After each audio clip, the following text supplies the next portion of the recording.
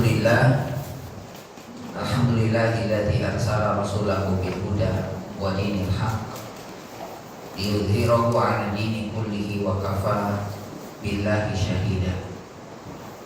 Wa asyhadu an la ilaha illallah wahdahu la syarika lah wa asyhadu anna Muhammadan 'abduhu wa rasuluhu alladzi la nabiyya ba'dah. Ya ayyuhalladzina amanu taqullaha haqqa tuqatih wa la tamutunna illa wa antum muslimun. Allahumma shalli wa sallim ala nabiyyina Muhammad wa ala alihi wa sahbihi wa man tabi'ahum bi ihsan ila yaumiddin. Ibu sekalian yang insyaallah dirahmati dan dimuliakan Allah Subhanahu wa taala, alhamdulillah pada kesempatan pagi hari ini kita bisa kembali bersama bermajlis dan kita berada di akhir-akhir bulan Zulhijjah, tepatnya tanggal 18 Zulhijjah. 12 hari ke depan kita akan berada di tahun baru 1448 Hijriah. Sedikit mungkin koreksi ya, ketika kita menjawab salam Assalamualaikum, maka jawabannya adalah Waalaikumsalam. Jadi saya tulis ya.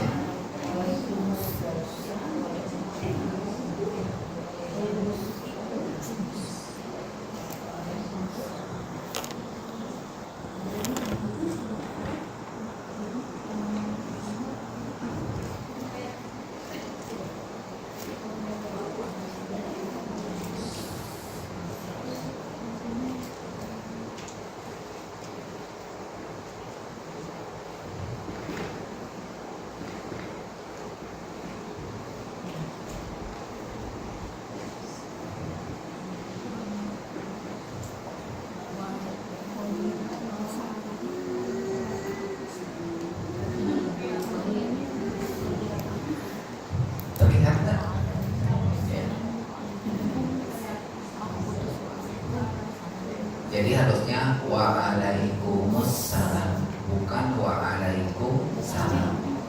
Nah, seringnya itu yang kedua, waalaikumsalam. Kenapa salah? Karena salam dengan assalam itu beda. Kalau assalam, waalaikumsalam ada alif lamnya. Alif lam apa ini kalau dari mutajid? Alif lam samsiah. Ya. Kalau assalam itu nama Allah, kalau salam bukan. Jadi ketika kita mengatakan waalaikumsalam, semoga Allah pun memberikan keselamatan, kesehatan, keberkahan. Jadi nama Allah itu dilibatkan. Tapi ketika kita mengatakan waalaikumsalam, semoga kalian sehat, bahagia, sama. Cuma dari siapa datangnya kesehatan dan kebahagiaan itu? Bisa jadi sifatnya adalah hanya dunia saja. Sementara waalaikumsalam itu sifatnya kebaikan, doa itu bukan hanya dunia dan akhirat saja. Ini masih banyak yang salah. Biasanya kalau dalam belajar bahasa Arab muhadatsah atau di kitab Al-Arabiyyah Baina Yadaik, ya, pelajaran pertama itu kaitan dengan ta'aruf. Assalamualaikum, waalaikumsalam. Man anta? Ana Muhammad. Wa man anta? Wa man anta? Ana Salim. Itu kalau dalam bahasa percakapan ya. Jadi waalaikumsalam. Jadi kita minta keselamatan, kesehatan, kebahagiaan itu datangnya diberikan oleh Allah Subhanahu wa taala. Kenapa? Karena ya kita melibatkan nama Allah. Jadi kalau tanpa ada alif lam, berarti kita minta keselamatan itu tidak melibatkan Allah Subhanahu wa taala. Ini yang masih banyak, bahkan mungkin mayoritasnya salah gitu kan. Ketika menjawab ya salam. Beda dengan memberikan salam. Assalamualaikum, assalam, assalam. Tidak boleh salamun alaikum, tapi harus assalam. Assalam itu nama Allah. Kecuali dalam bahasa percakapan, salamun alaikum, salam sejahtera untuk kalian semua. Kalau dalam bahasa Indonesia ya. Tapi kalau kita mengatakan assalamualaikum, semoga kesejahteraan, keselamatan yang Allah berikan kepada kalian. Itu sedikit ya koreksi tentang menjawab ya sama. Baik, kita akan masuk di pembahasan kita. Masih pembahasan tentang iman kepada Allah. Ya, iman kepada Allah itu mencakup empat poin. Pertama adalah iman terhadap wujud Allah. Mengimani wujud Allah, Allah itu ada. Yang kedua adalah iman terhadap rububiyah Allah. Allah itu pencipta, pemilik, pengatur. Yang ketiga adalah iman terhadap uluhiyah. Iman terhadap uluhiyah. Apa itu uluhiyah? Mengimani bahwa hanya Allah satu-satunya yang hak disembah. Uluhiyah.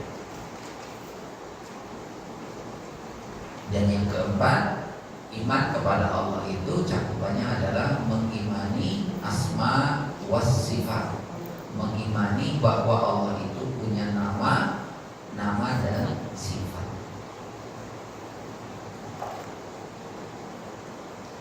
Itu iman kepada Allah ya. Iman kepada Allah yang pertama berkaitan dengan wujud Allah. Itu dalilnya bisa dibaca dalam beberapa dalil. Kemudian rububiyah Allah ya. Kemudian yang ketiga, ini adalah poin juga yang tidak kalah sangat penting. Dan inilah yang membedakan antara muslim dengan kafir. Ya, bahwasanya Allah itu hanya satu-satunya yang disembah. Ya, dalam aturan negara kita, ketuhanan yang maha esa. Hanya Islam saja yang Tuhannya esa. Yang satu itu cuma agama Islam saja. Agama lain kan agama Tuhannya ada yang tinggal, ada yang banyak, ya. Baik. Apa yang ketiga? Kita bahas yang ketiga ini di halaman 21. As-salisu al-imanu bi uluhiyatihi. Beriman terhadap kepada uluhiyah Allah. Uluhiyah itu artinya adalah penyembahan yang disembah hanya Allah. Kalau lihat di definisi di sini, ya, iman al-iman bi uluhiyah, beriman kepada uluhiyah Allah. Iman kepada uluhiyah Allah itu apa? Uluhiyah itu apa? Ai adalah bi annahu wahdahul ilahu, ya, wahdahul ilahu al-haqqu la syarika lahu. Bi annahu wahdahul ilahul haqqu la syarika lahu. Iman terhadap uluhiyah itu adalah bi annahu, bahwasanya Allah itu wahdahu, maha esa, ilah yang esa, ilah yang satu, sesembahan yang satu. Kita terjemahkan dengan ilah ya. Al-haq yang benar, bahwasanya Allah itu satu-satunya ilah yang benar, la syarika, tidak ada sekutu, lahu baginya.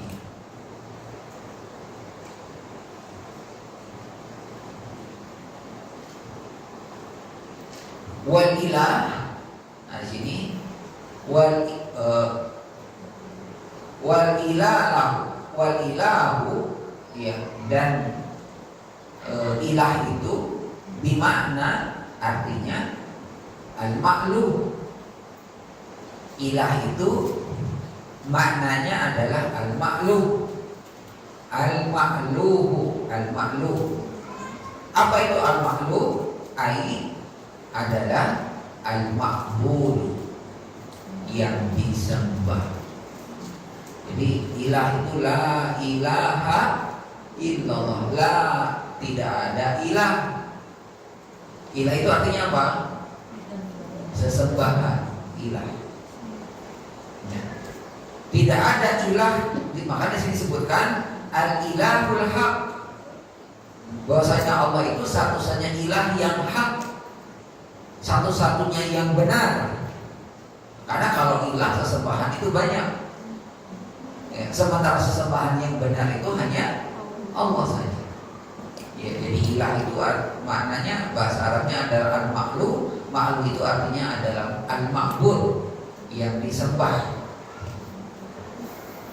Hubban wa ta'ziman, hubban wa ta'ziman.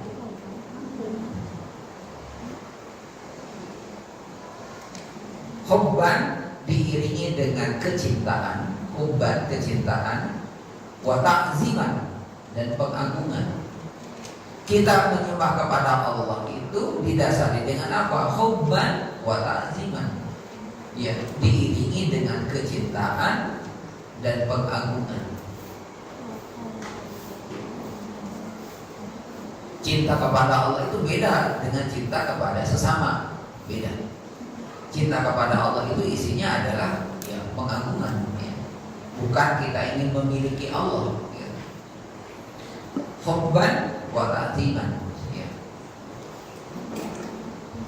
Wa qala Allah Ta'ala, dan firman Allah Subhanahu wa taala. Nah, ini dalilnya.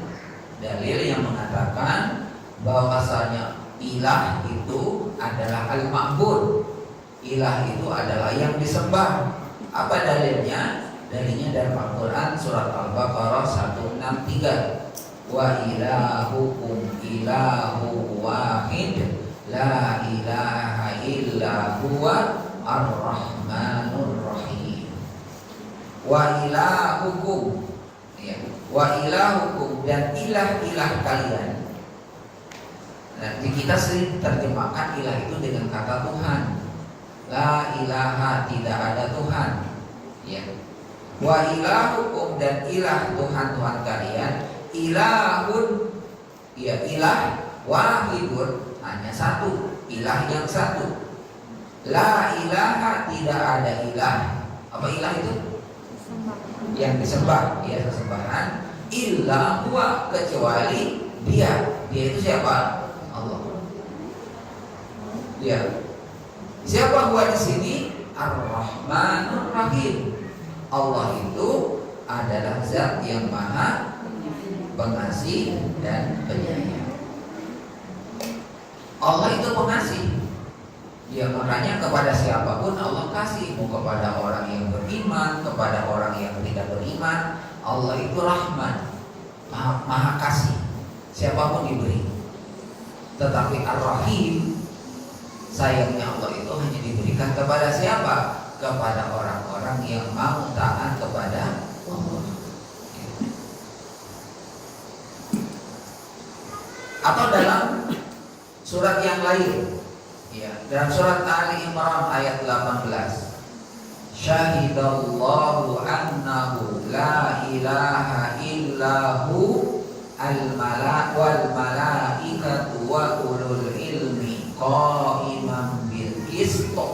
La ilaha illa huwal azizul hakim. Ya. Syahidah, ya, syahidallahu, Allah, ya, syahidah,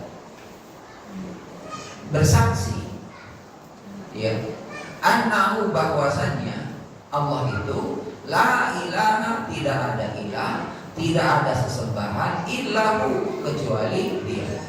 Ini kalau kita diwakafkan, kalimatku itu dipanjangkan, ya. Syahidallahu annahu la ilaha illahu hu. Ya. Nah, di beberapa pengajian suka ada kalau habis baca ayat itu Allah, Allah. Nah itu sebenarnya tidak ada dalilnya, karena kita tidak boleh zikir kepada Allah itu hanya menyebut nama Allah saja. Kalau zikir itu harus selalu disandarkan dengan kalimat lain. Subhanallah, alhamdulillah, Allahu akbar. Tidak boleh kita zikir Allah, Allah, Allah, Allah. Nah, orang-orang sufi itu ya, zikirnya la ilaha illallah, illallah, kemudian Allah, Allah, ujungnya hu. Coba lihat zikirnya orang sufi itu sampai goyang ya, sampai kepalanya itu kena di teras apa di lantai itu kan, ujungnya hu. Dia gitu kan. Nah, makanya mereka berpendapat kalau ditalkinkan itu jangan la ilaha illallah, cukup saja Allah, Allah, Allah atau hu gitu kan. Nah, itu tidak boleh ya. Kenapa? Karena Nabi kita tidak yang mengajarkan ya. Allah bersaksi bahwasanya tiada ilah sesembahan kecuali Dia, wal malaikatu ya, dan para malaikat, wa ulul ilmi dan orang-orang yang berilmu, qa'iman bil qisti ya. Qa'iman bil qisti,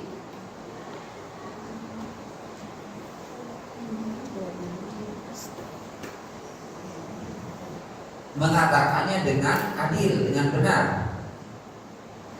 La ilaha illa huwa al-azizul hakim.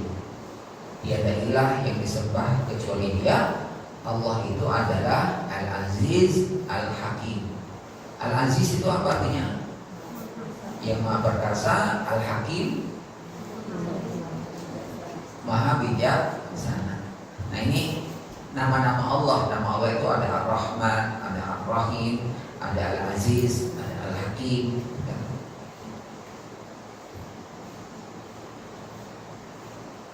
Ya. Wa kullu man takhadha ilahan, wa kullu man takhadha ilahan ma'allahi yu'badu min dunihi, yu'badu min dunihi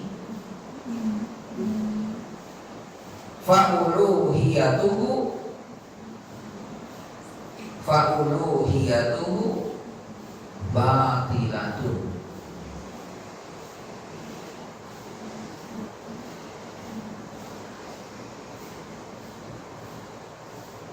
Ya.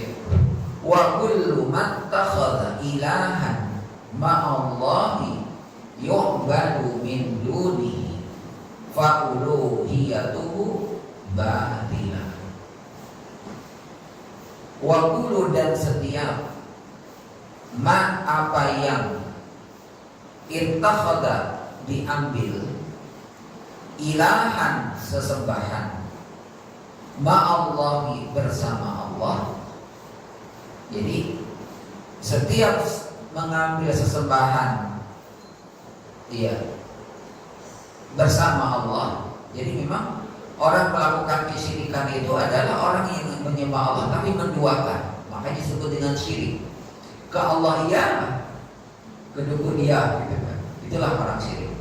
Ya, beda dengan orang kafir. Kalau orang kafir itu orang yang menolak. Kalau orang musyrik itu menerima tetapi menduakan.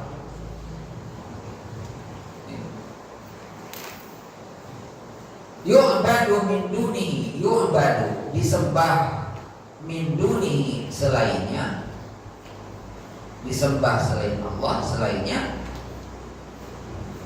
fa'uluhiyatuhu maka sesembahan itu batilah, rusak, batil.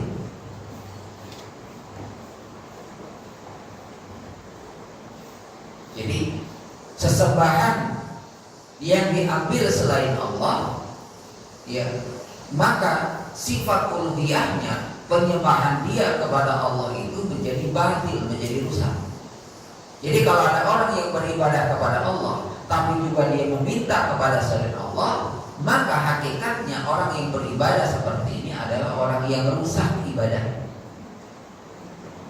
Dia mau sholat, mau puasa, tapi kalau masih percaya ke hal-hal yang lain, ini bisa merusak ya akidahnya. Di zaman canggih seperti ini masih ada orang yang percaya ke benda-benda mistis, masih ada. Ya.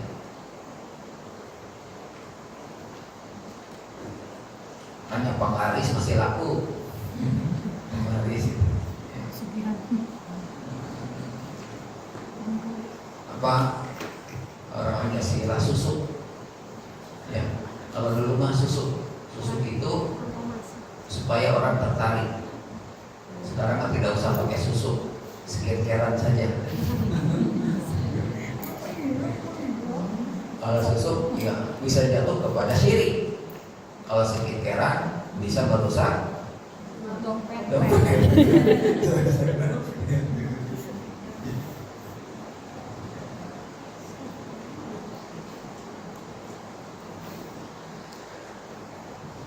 Lebih canggih lagi kalau sekarang gitu ya. Orang dulu supaya tertarik ya caranya begitu, dudukun. Kalau sekarang bukan dudukun ya. Duit ya.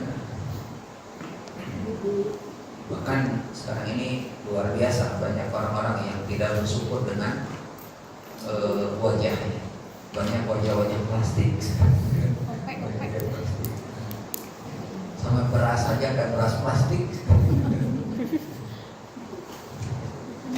Ya tidak bersyukur ya kepada Allah.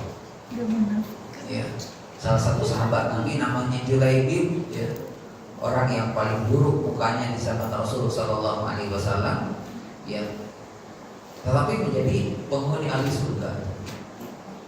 Padahal di dunianya banyak dicemooh, banyak dihinakan ya, tetapi dia menginginkan keridhaan Allah.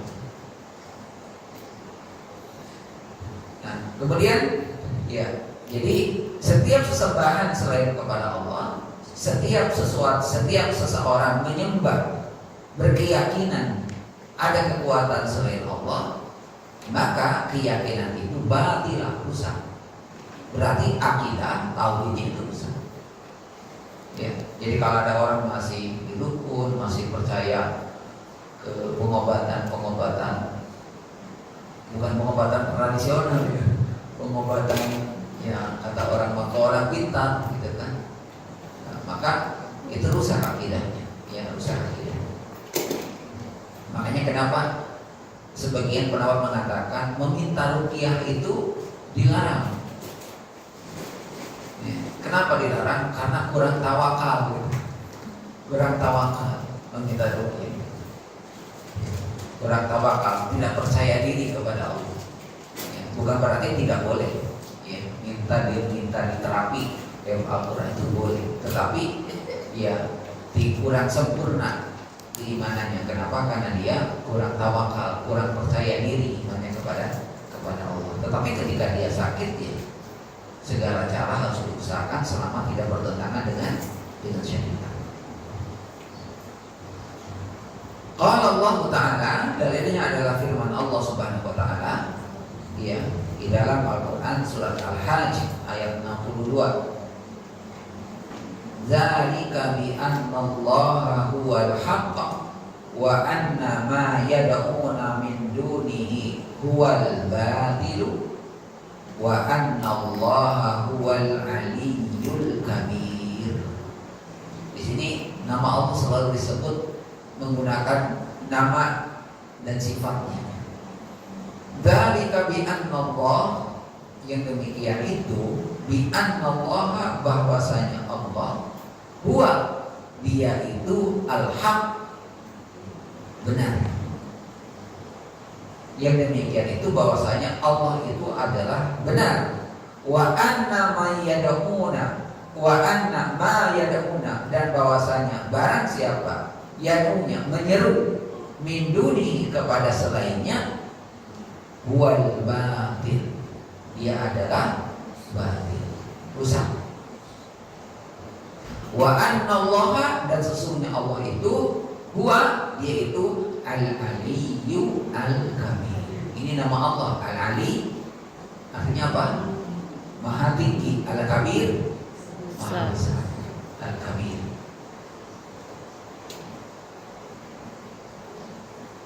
Nah, disinilah kemudian sebagian para ulama mengumpulkan nama-nama Allah yang disebutkan di dalam Al-Quran itu 99 yang disebutkan di dalam Al-Quran. Ya, sementara ada juga yang tidak disebutkan di dalam Al-Quran, itu lebih banyak lagi. Ya. Cuma yang disebutkan di dalam Al-Quran itu ada 99.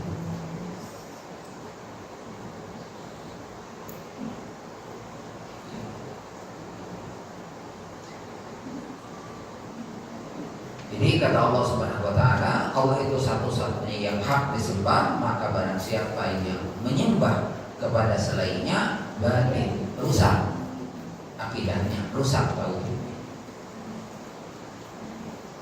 Dan ini salah satu kunci surga itu adalah terbebasnya seseorang dari kesyirikan, dari menyekutukan Allah Subhanahu wa taala.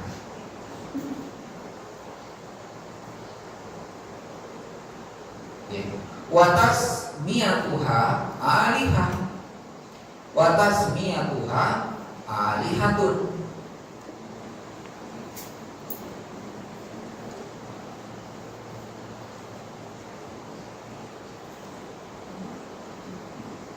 Watas miyatuha alihatun, watas miyatuha, dan mereka menyebutnya alihah, Tuhan. Jadi Tuhan-Tuhan selain Allah itu mereka menyebutnya sebagai Tuhan. La yu'tiha haqqul al-uluhiyah, la yu'tiha haqqul uluhiyati, la yu'tiha haqqul uluhiyati.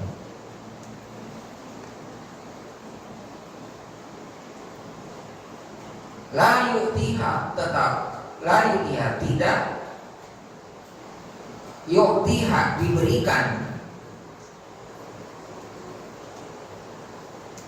kepada siapa? Tuhan-Tuhan itu hakun, benar, al-uluhiyah, sebagai sesembahannya.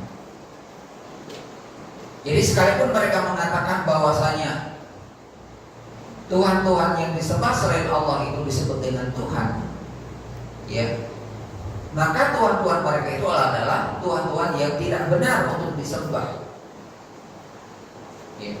Seperti apa? Kalau Allah Ta'ala, seperti firman Allah Subhanahu wa Ta'ala berkaitan dengan Al-Lata wal Uzza wal Manat. Jadi Lata, Uzza, Manat, ini nama-nama Tuhan. Jadi watasmiyatuha alihah, dan mereka menamai Lata, Uzza, dan Manat itu sebagai Tuhan. Ya, la yutihal haqqul uluhiyah, tetapi dia tidak berhak dikatakan sebagai Tuhan. Jadi Lata, ya, Al-Lata, Lata, Manat, dan Uzza, Al-Lata, Uzza, Manat itu adalah orang-orang soleh zaman dulu. Orang-orang soleh zaman dulu yang diabadikan menjadi berhala untuk mengenang kebaikannya.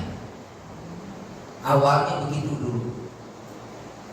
Jadi ada orang soleh zaman dulu, ya, karena kebaikannya banyak, maka orang-orang itu selalu ingin mengenangnya. Bagaimana cara mengenangnya?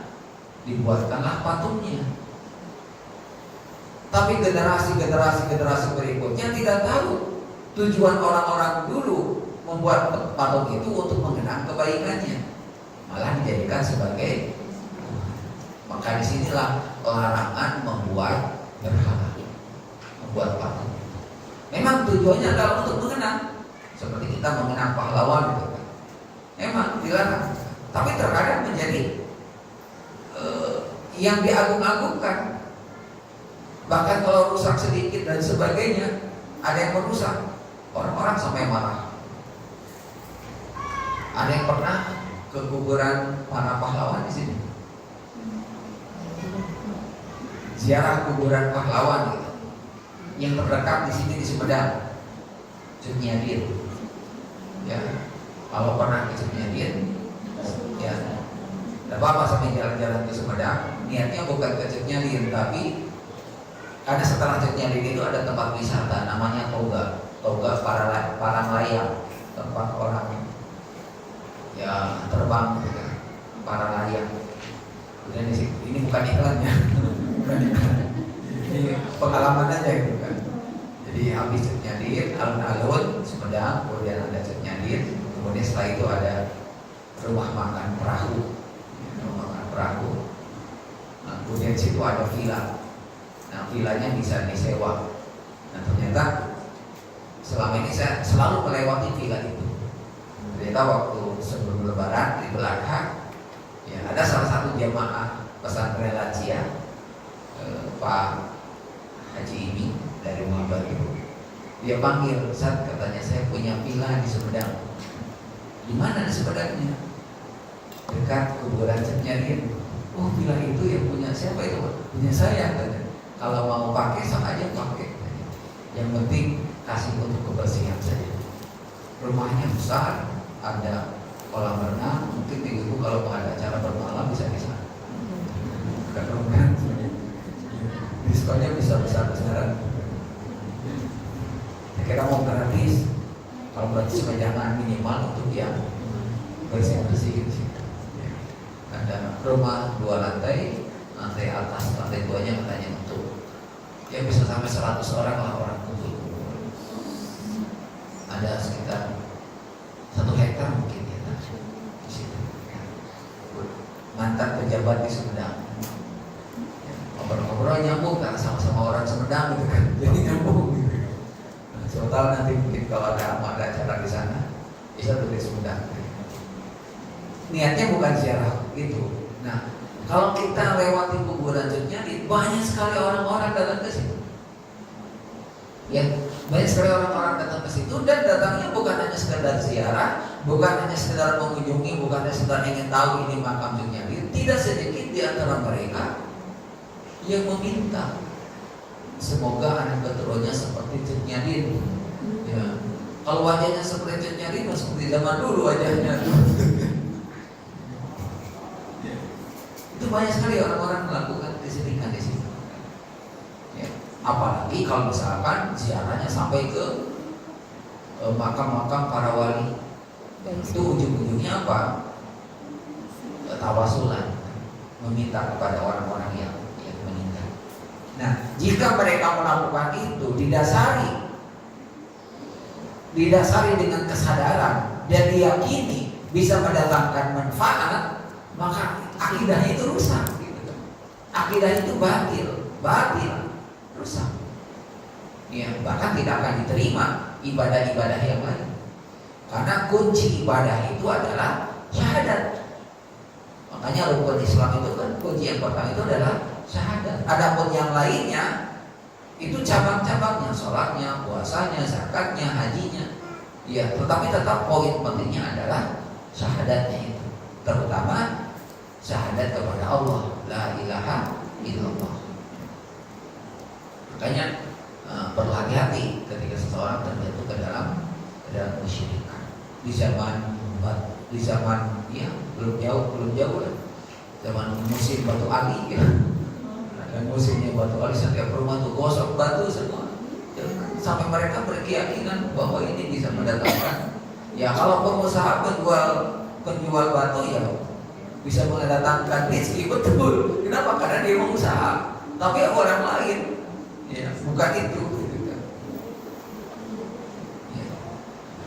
Nah, jadi mereka menamainya dengan Lata, Uzza, Manat. Orang-orang soleh zaman dulu yang dibuat berhala untuk mengenang kebaikannya. Ya. Tetapi kemudian orang-orang berikutnya jadi salah memahami, malah dijadikan sebagai sesembahan.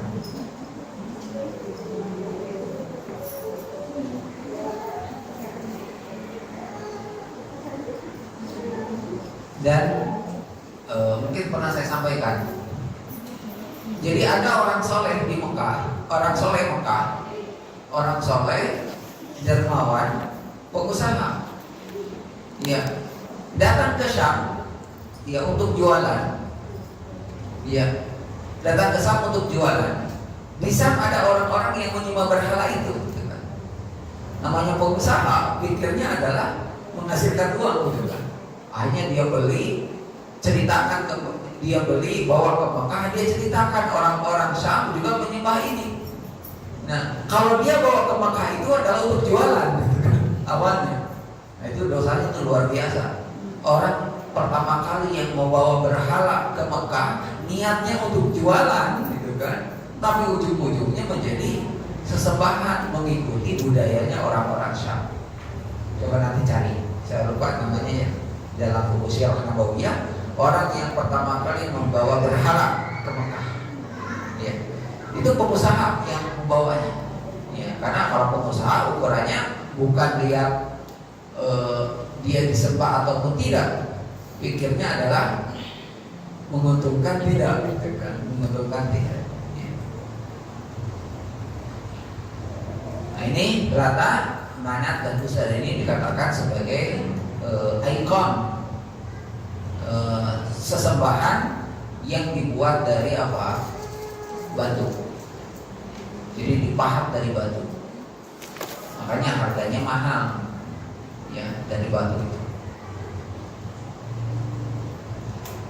Ya. Apa dalilnya? Dalilnya sebagaimana di dalam Al-Quran, ya. Surat An-Najm ayat 23. In hiya illa asma'un sammaitumuha antum wa aba'ukum ma anzalallahu biha min sultan.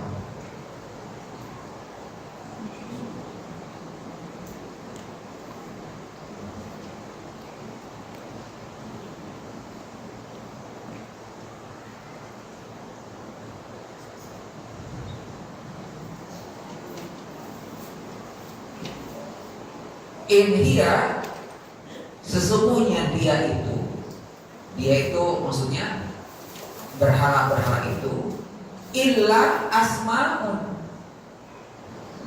hanya nama-nama sammaitumuha yang kalian namai, yang ada-adakan, ya. Antum wa abaukum, apa yang kalian lakukan dengan bapak-bapak kalian. Nah, terkadang itu ketika sekarang misalkan orang dikasih tahu, apa jawabannya? Tiba-tiba lagi gitu. Cek kalau orangnya gitu tiba-tiba. Makanya orang-orang yang punya prinsip iman yang seperti itu susah diperbaikinya. Kenapa? Karena selalu dijadikan dalilnya itu nenek moyangnya. Abau ma anzalallah, tidaklah menurunkan Allah, tidaklah Allah menurunkan biha, ya, dengannya min sultan, dari sesembahan itu. Jadi Allah tidak menurunkan, ya, sesembahan yang dibuat untuk disembah oleh manusia.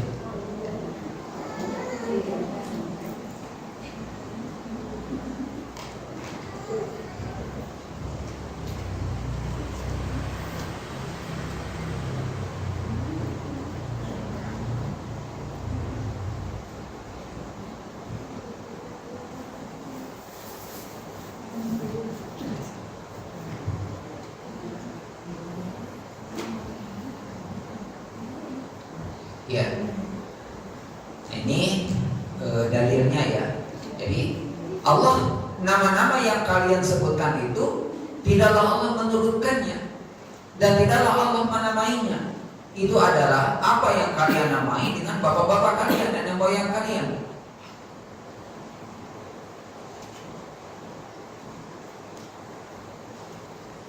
Ya, kemudian dijelaskan juga dalam dalil yang lain. Wa qala an Yusuf,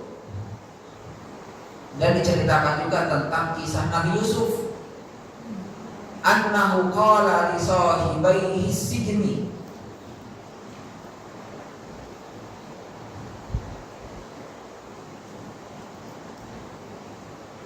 Iya.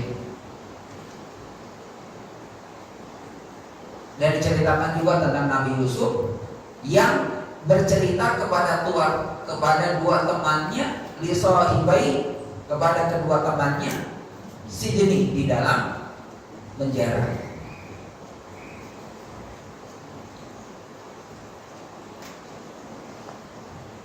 Nah, ini bagaimana Yusuf mengajarkan kalimat tauhid.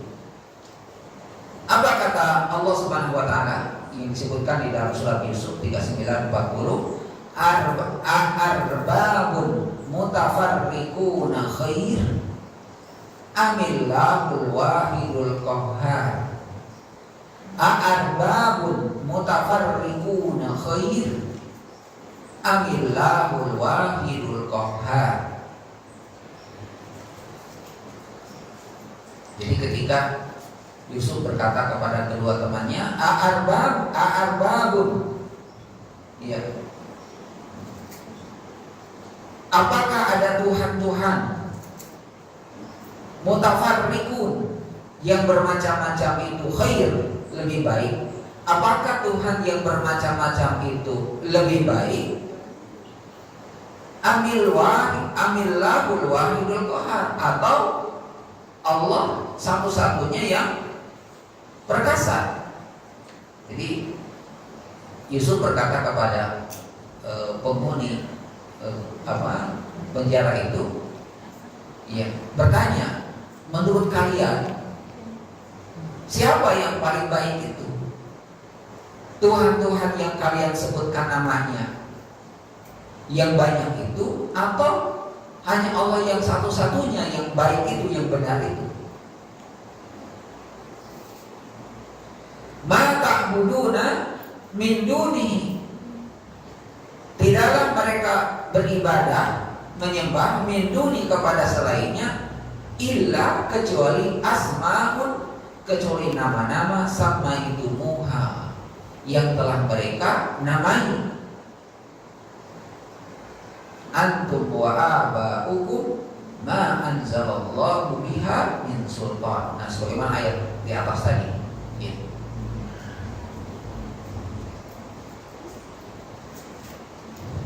Jadi Yusuf mengatakan kepada penghuni dalam penjara itu, menurut kalian ini siapa yang lebih baik, yang layak disembah itu? Tuhan-Tuhan yang banyak yang kamu sebutkan namanya, atau hanya Tuhan yang satu, yang maha perkasa, yang benar itu? Ya. Wa bihadza, oleh karena ini, wa bihadza kanatir rusulu alaihimus salatu wassalam, wa bihadza kanatir rusuli kanatir rusulu, wa bihadza kanatir rusulu alaihimus salatu wassalam yaquluna li aqwamihim. Oleh karena itu, kanatir rusul, setiap para rasul alaihi salatu wassalam, ya, setiap para rasul alaihi salatu wassalam, yaquluna, mereka mengatakan, li aqwamihim, kepada kaum-kaumnya, kepada kaum mereka. Apa kata para nabi itu, para rasul itu? Ubudullaha ma lakum min ilahin ghairuh. Sembahlah Allah, ma lakum min ilahin ghairuh, karena tidak ada yang layak disembah ya selainnya. Maka di sini dapat pelajaran bahwa para nabi pun, para rasul, semuanya mengajak kepada satu sesembahan, yaitu siapa? Allah Subhanahu wa ta'ala. Walakin aba dzalikal musyrikuna. Walakin aba dzalikal musyrikuna. Tetapi aba, mereka sombong. Ya, yang disebut dengan sombong dalam agama kita, sombong, al-kibr. Ya. Apa artinya sombong itu? Sombong itu menolak kebenaran. Ya, bukan sombong dalam bahasa kita. Kalau kita sombong amat. Sombong dalam bahasa Arab itu adalah, sombong itu menolak kebenaran, dan menganggap kecil orang lain. Itu orang sombong. Ya. Al-kibru batrul haqqi wa ghamdun nas. Orang sombong itu adalah orang yang menolak kebenaran dan menganggap kecil orang lain. Suka menyepelekan ya orang lain, meremehkan orang lain. Ya. Ubudullaha walakin aba, tetapi mereka sombong. Zalikal musyrikuna, orang-orang musyrik. Jadi orang-orang musyrik itu tahu, makanya disebut dengan musyrik. Musyrik itu adalah orang yang menduakan, di satu sisi dia percaya kepada Allah, tapi di satu sisi dia percaya kepada kekuatan selain Allah. Maka disebut dengan musyrik, menduakan. Beda dengan kafir. Kalau kafir itu menolak, ya menolak. Wattakhadhu min dunillahi alihatan. Wattakhadhu, dan mereka mengambil, menjadikan min duni, selain Allah, alihatan, sebagai Tuhan. Jadi sebenarnya orang menolak satu kebenaran itu bukan karena dia tidak tahu, tapi karena sombong aja. Ya, karena sombong. Ya, sebagaimana wafatnya Abu Thalib, paman Nabi SAW. Ya, bukan dia tidak tahu ajaran yang dibawa oleh Nabi Muhammad SAW, dia tahu. Tapi karena apa? Malu. Nanti dikatakan orang-orang, ya, kenapa kau menyembah apa yang disembah oleh keponakanmu? Yang kedua, alasannya apa? Takut ditinggalkan orang. Abu Thalib itu takut dicemooh orang, ya. Sehingga dia meninggal dalam kesyirikan. Ya'budunahu, mereka menyembah ma'allah subhanahu wa ta'ala, bersama dengan Allah subhanahu wa ta'ala. Mereka ya'buduna, menyembah selain Allah subhanahu wa ta'ala, wa yastansiruna bihim, dan mereka juga meminta pertolongan kepada mereka, minta pertolongan, minta bantuan, minta dimudahkan urusannya. Wa yastaghizuna, istighosah itu apa artinya? Kan sering dengar istighosah. Istighosah, memohon, ya, memohon pertolongan, tapi lewat orang-orang soleh yang sudah meninggal. Istighosah. Kita boleh memohon pertolongan kepada Allah, tapi tidak boleh memohon pertolongan Allah melewati kesolehan orang-orang soleh. Tidak boleh. Karena sebulan soleh, ya Allah berikan keberkahannya, itu tidak boleh. Kenapa? Karena mereka sudah meninggal.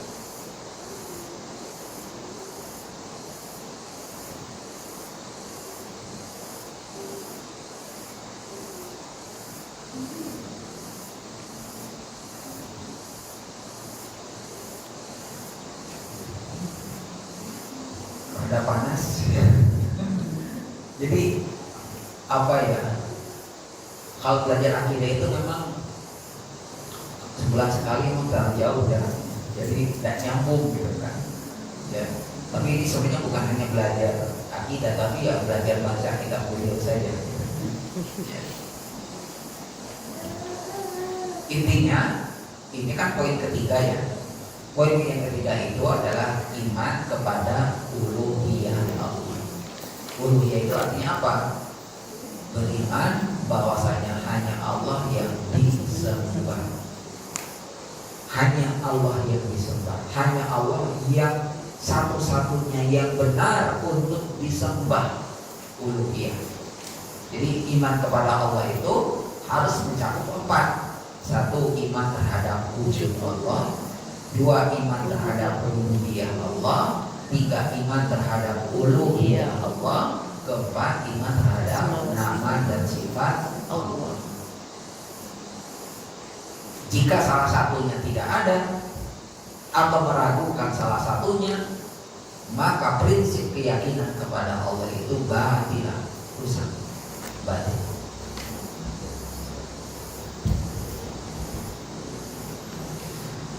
Silakan kalau ada pertanyaan. Ya. Waalaikumsalam.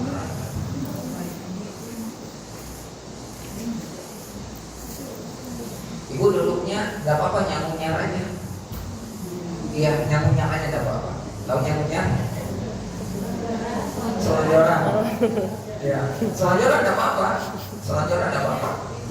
Dimaklum. Kita kan bukan usia 25 tahun. Karena dari tadi sudah tidak tenang duduknya. Iya. Bagaimana kaidah dan adab menyelesaikan masalah, meminta saran dan nasihat kepada alim ulama? Apakah karena saya berkaca dari kerabat, tapi ada hati kecil saya agak menolak itu, atau mungkin saya kurang ilmu. Kaidah dan adab menyelesaikan masalah, meminta saran dan nasihat kepada alim ulama, apakah diperbolehkan? Satu, meminta doa, kedua meminta air, ketiga meminta amalan, apalagi sampai mendahului takdir Allah. Misalnya sebentar lagi kamu dapat saat saya maaf berbat gitu dengan kekurangan ilmu saya, sepertinya itu mendekati kemusyrikan gitu, begini. Nah yang kedua, sejauh apa batasannya kita untuk melibatkan alim ulama gitu, risiko yang bagaimana? Baik. Ya, begitu Ustaz. Baik. Jadinya mas kalian, bolehkah kita minta doa dari orang-orang soleh? Boleh. Syaratnya masih hidup. Syaratnya masih hidup. Ada orang soleh di kampung sebelah, kata orang-orang sekitar dia orang soleh, bukan dikategorikan sebagai dukun.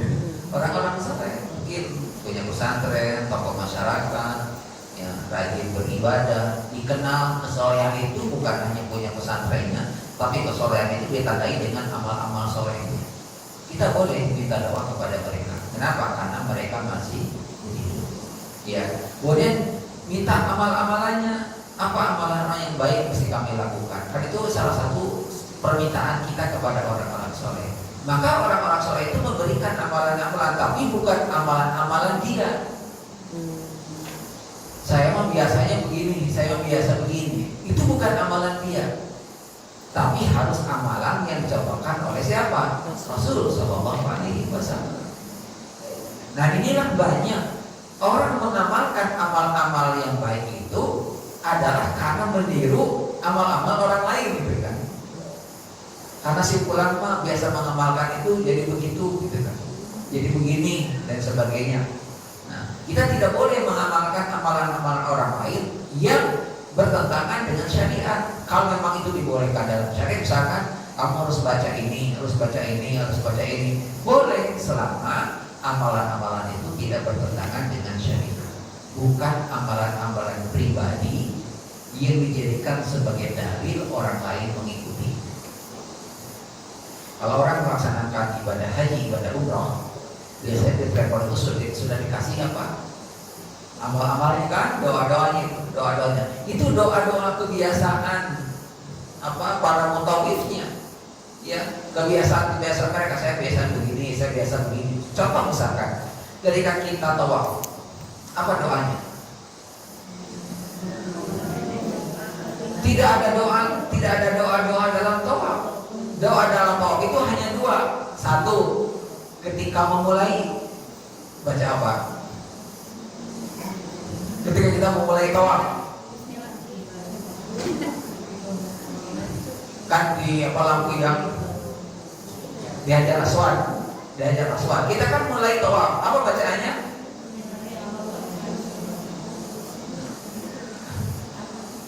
Boleh Bismillah Allahu Akbar, boleh kemudian sambil mencium atau ini, boleh juga begini kan tangan. Kemudian selama dalam perjalanan ada doa-doa tidak ada. Tapi kalau dia mau berdoa, mau berzikir, silahkan. Tapi jangan dijadikan doa zikir dia dijadikan dalil, orang lain juga harus mengikutinya. Kapan lagi kita baca doa Rabbana atina fid dunya? Kapan? Dari mana? Dari sudut mana ke sudut mana? Harus belajar manasik ya. Belajar manasik. Ya, dari Hijr Ismail ke apa? Hajar Aswad. Hanya satu sudut ke sudut itu bacanya. Tapi kadang ada orang kan ketika zikir itu di pinggir, baca bareng-bareng. Boleh, tapi juga jangan mengganggu orang lain. Andai kan kita tidak berzikir saat kita tawaf juga tidak apa-apa. Kenapa? Karena kelilingnya saja itu sudah zikir. Kenapa? Karena contohnya siapa yang memberikan contoh tawaf itu?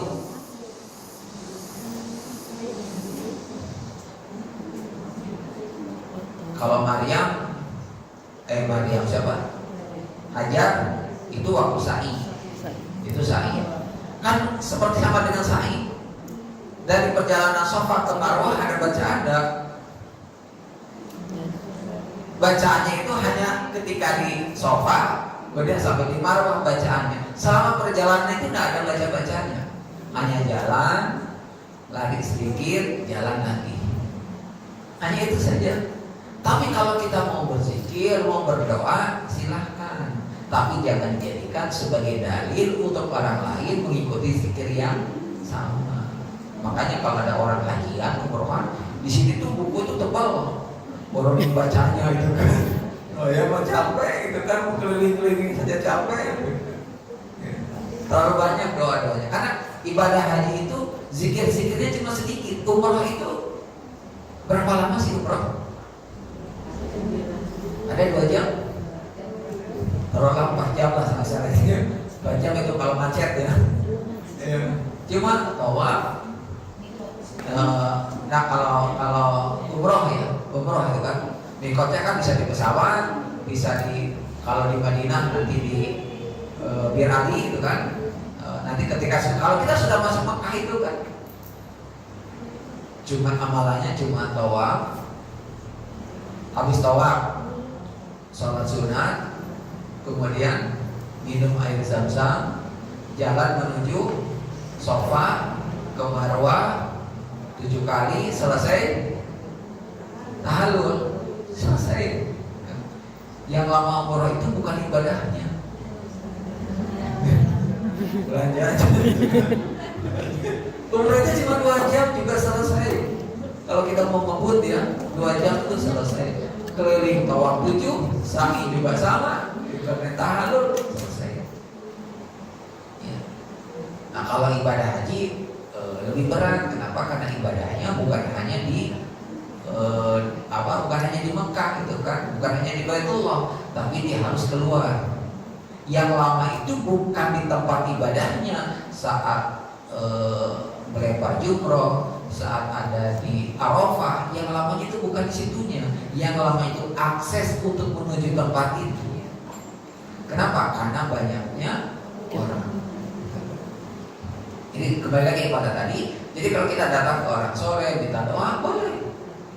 Ya, ketika berkaitan dengan amalan, minta amalannya apa? Ketika dia memberikan amalan, maka perlu disampaikan ini amalan siapa? Amalannya sesuai dengan sunnah Nabi atau tidak? Jangan sampai amalan pribadi dijadikan amalan sunnah. Akhirnya orang lain ikut-ikutan. Nah itu tidak boleh. Kenapa? Karena itu berkaitan dengan ibadah. Tapi kalau misalkan masalah pribadinya, saya biasanya mengamalkan ini, saya bisa mengamalkan ini, silahkan secara pribadi. Tapi tidak boleh dijadikan sebagai dalil orang lain mengikuti. Nah itu yang pertama. Kemudian bagaimana kalau misalkan kita minta air? Kan? Minta air ke orang-orang soleh, kan? Minta air. Ya hati-hati kalau minta air, boleh ditiup airnya. Kalau ditiup airnya kan bisa mendatangkan penyakit, gitu kan? Minta air, gitu kan? Bisa mendatangkan penyakit. Beda kalau misalkan ruqyah. Ruqyah itu tidak untuk diminum kan? Ruqyah itu untuk disiram-siram saja.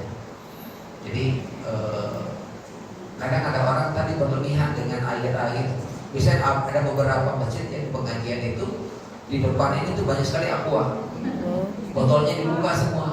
Kenapa dibuka semua? Nanti kan ada mau supaya doanya masuk. Tanggung atau pakai botol minuman kecil, pakai galon aja gede gitu.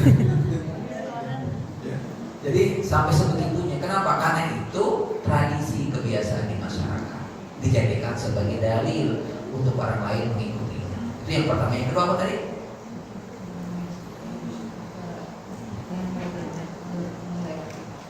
Iya. Apalagi misalkan orang soleh itu masih tahu, seperti lebih mengetahui, seperti dia tahu tentang apa yang akan terjadi ke depan. Nah itu sudah jangan dipercaya kalau sudah begitu. Ya. Kenapa? Karena dia melampaui takdir Allah. Ya. Tetapi kalau dia mengatakan, kalau kamu mengamalkan ini, kamu akan begini. Kalau itu memang ada dalilnya, maka insya Allah, seperti misalkan kalau kalian selalu menjaga sholat duha, maka insya Allah rezekinya dilancarkan. Itu kan ada dalilnya, ada riwayatnya. Yang tidak boleh itu adalah mengamalkan satu amalan yang tidak ada sumber dalilnya. Makanya penting, ya, amalan kita itu bergantung dengan apa? Berdasarkan kepada dalil. Supaya apa? Ya, supaya ada kerujukan yang layak untuk kita pegang.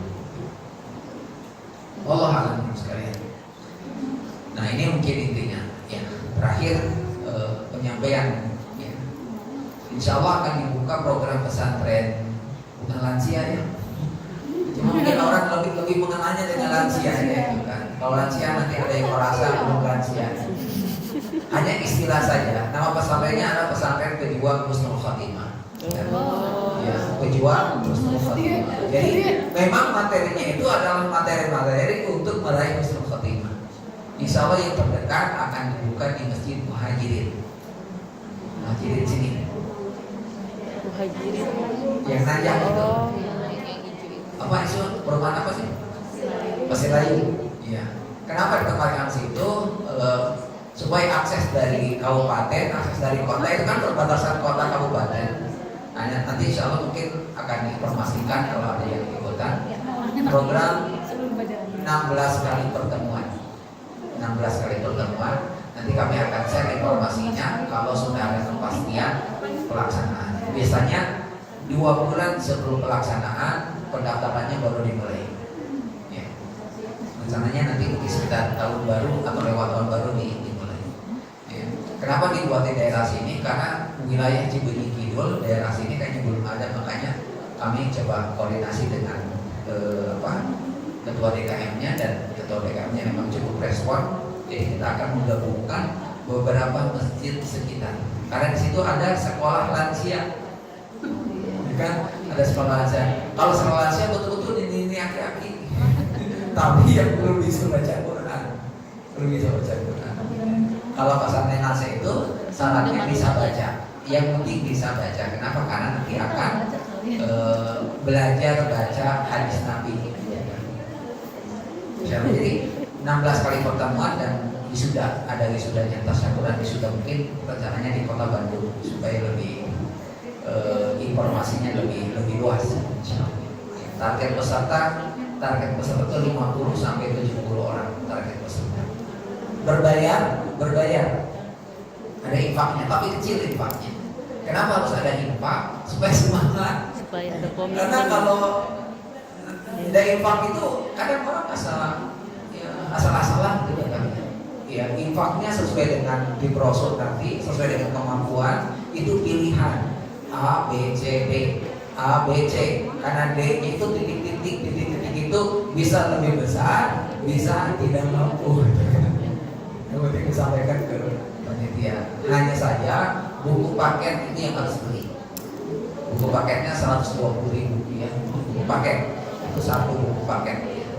Jadi nanti tidak usah bawa buku paket dan sebagainya, buku tulis, semuanya sudah lengkap dalam satu ya model pembelajaran.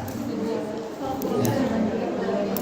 Nah, insya Allah nanti akan ada pertemuan alumni dan yang masih belajar, rencananya di Istiqlal Jakarta. tanggal 20 Agustus ketemu di Jakarta. Kalau jadi insya Allah ya. Jadi ketemu yang dari Jakarta, dari Bandung, dari Garut, ya, dari Makassar, ya nanti akan ketemu di Istiqlal tuh tanggal 20 Agustus sambil pengukuhan guru Al-Quran se-Indonesia. Pengukuhan guru rencana sama Presiden Prabowo rencana, bukan Presiden MPG ya. Kami lagi lobby mobil makan untuk ikut serta meramaikan kegiatan itu. Ini mungkin sekedar informasi, tapi masih jauh Agustus ya.